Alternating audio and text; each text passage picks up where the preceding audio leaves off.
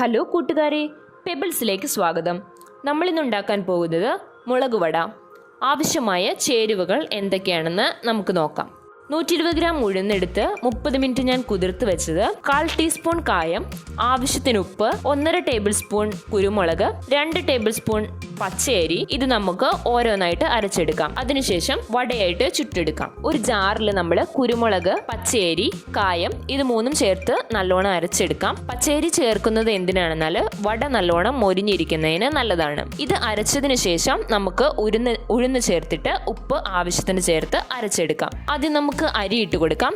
ഇത് ഒരു 30 മിനിറ്റ് ഞാൻ കുതിർത്ത് വെച്ചതാണ്. 100 ഗ്രാമിന് 1 ടേബിൾ സ്പൂൺ അളവിനാണ് എടുത്തിരിക്കുന്നത്. കുരുമുളക് 100 ഗ്രാം ഉഴുന്നിന് 1 ടേബിൾ സ്പൂൺ, 150 ഗ്രാമിന് 1.5 ടേബിൾ സ്പൂൺ. അടുത്തത് കായം. ആദ്യം നമുക്ക് ഇത് അരച്ചെടുക്കാം. അതിനുശേഷം ഉഴുന്ന് ചേർത്ത് നല്ലോണം അരച്ചെടുക്കാം. ഇപ്പോൾ നമ്മൾ പച്ചരിയാണ് ചേർത്തിരിക്കുന്നത്.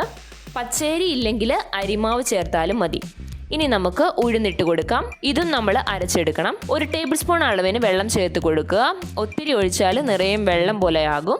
ഇപ്പോൾ ഉപ്പ് കൂടെ ചേർത്ത് കൊടുക്കാം. ഇനി ഇത് അരച്ചെടുക്കാം. ഇതുപോലെ നല്ലോണം അരച്ചെടുത്തിട്ടുണ്ട്.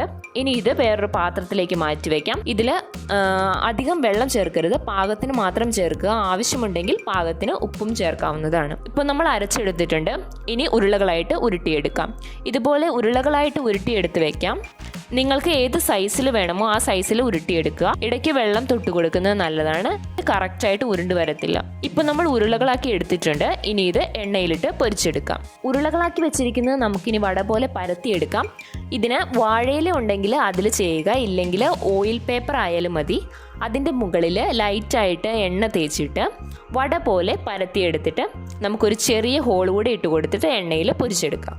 ഒന്നുകിൽ നമ്മൾ വാഴയില ഉണ്ടെങ്കിൽ യൂസ് ചെയ്യുക, ഇല്ലെങ്കിൽ ഓയിൽ പേപ്പർ എടുത്തിട്ട് ഇതുപോലെ ഷേപ്പിൽ ചെയ്തെടുത്തിട്ട് ഇതുപോലെ പരത്തിയിട്ട് നടുവിൽ ഒരു ഹോൾ കൂടെ ഇട്ട് കൊടുക്കും. ഇപ്പോൾ എണ്ണ നല്ലോണം ചൂടായിട്ടുണ്ട്. ഇനി പരത്തി വെച്ചിരിക്കുന്ന വട ഇട്ട് കൊടുക്കാം. സിമ്മിൽ വെച്ചിട്ട് വട വേവാൻ വെക്കുക. ഇപ്പോൾ നല്ലോണം വെന്തിട്ടുണ്ട്. ഇനി മറച്ചിട്ട് കൊടുക്കാം. 2 മിനിറ്റ് വരെ നല്ലോണം വേവണം. അപ്പോഴാണ് നല്ലോണം മൊരിഞ്ഞ് കിട്ടുക. ഇനി നമുക്ക് ഇതെടുക്കാം. നല്ലോണം വെന്തിട്ടുണ്ട്. ടിഷ്യൂ പേപ്പർ ഉണ്ടെങ്കിൽ ഇതുപോലെ എടുത്തു വെക്കുക. സ്വാദിഷ്ടമായ മുളക് വട റെഡി. മുളക് വട പൊരിച്ചെടുത്തിട്ടുണ്ട്. തീർച്ചയായും ഈ വീഡിയോ നിങ്ങൾക്ക് ഇഷ്ടപ്പെട്ടിരിക്കും. ഈ വീഡിയോ ഇഷ്ടപ്പെട്ടെങ്കിൽ ലൈക്ക് ചെയ്യുക, ഷെയർ ചെയ്യുക. മറക്കാതെ പെബിൾസ് ചാനൽ സബ്സ്ക്രൈബ് ചെയ്യുക.